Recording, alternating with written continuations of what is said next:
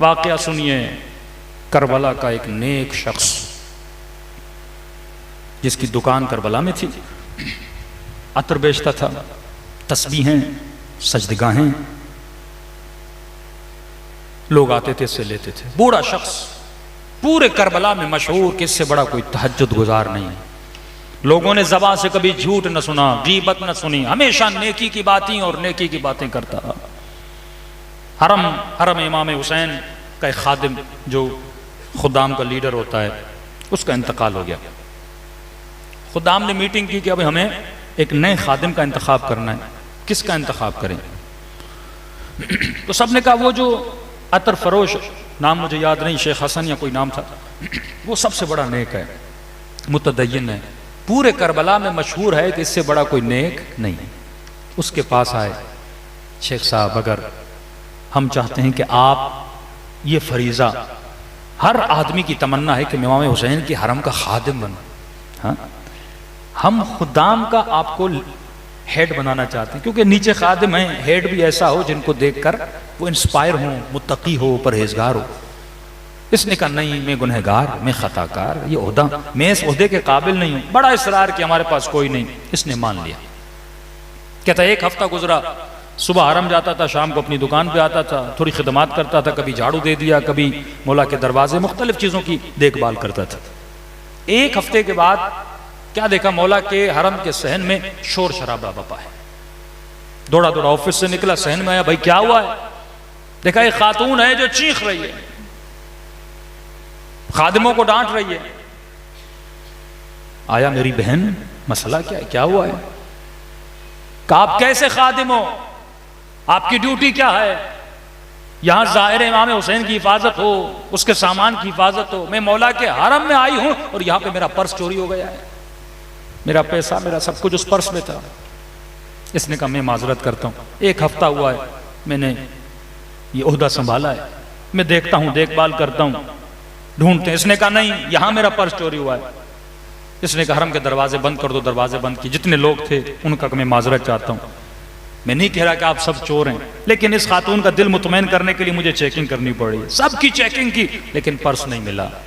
خاتون اور غصے میں آ گئی، کہنے لگی میں سب کو بتاؤں گی میرا پرس تو نے چوری کیا ہے۔ بندہ خدا میں نے کیسے چوری کیا؟ کہ تمہاری ڈیوٹی ہے کہ میرا پرس مجھے ڈھونڈ کے دو، اگر نہیں ڈھونڈ کے دو گے میں شور و شرابہ کروں گی۔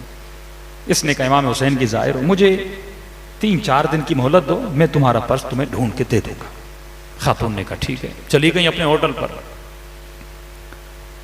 3 دن کہتا ادھر ادھر بہت ڈھونڈا لیکن خاتون کا پرس نہیں ملا۔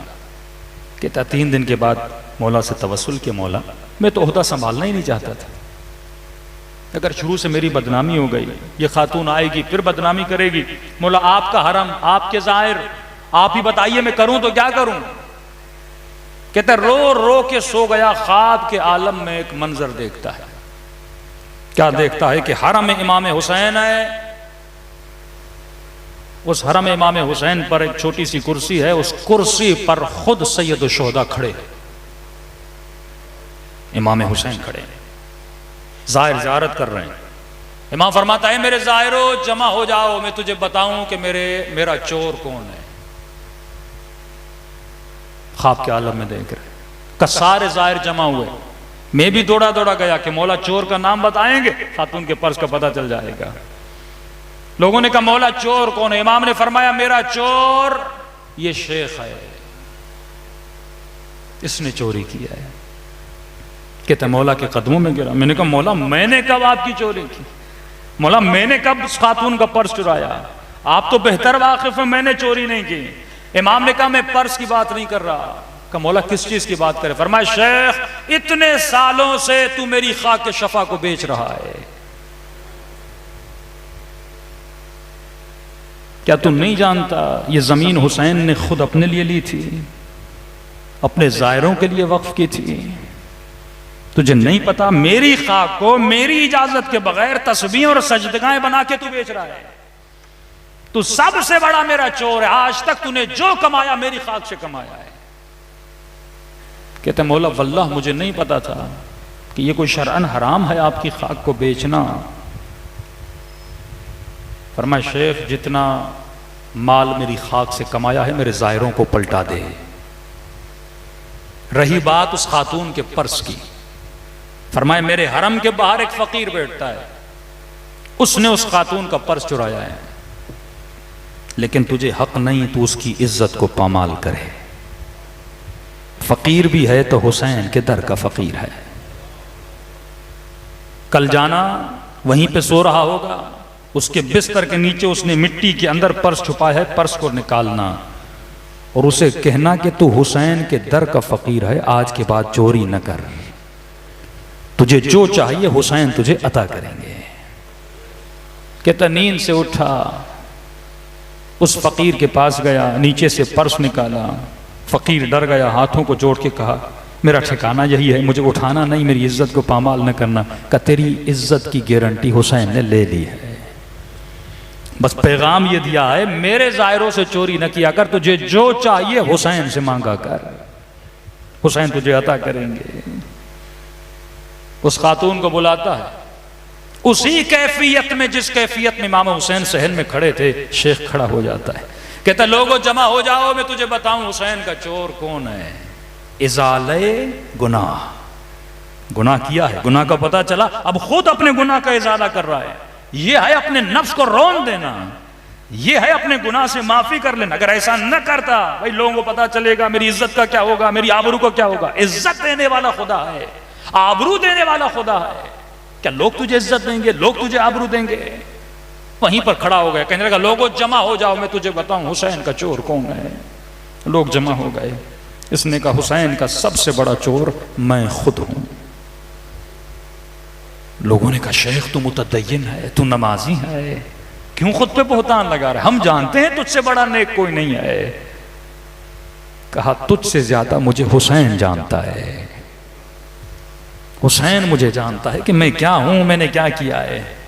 آقا نے خواب میں کہا تو میرا چور ہے، اتنے سال سے میں نے حسین کی تربت کو بیچا ہے جس کی اجازت نہیں ہے، لہٰذا لوگوں جس کو پتا ہے، جس نے مجھ سے لی ہے آ کر مجھ سے پیسے واپس لے دے۔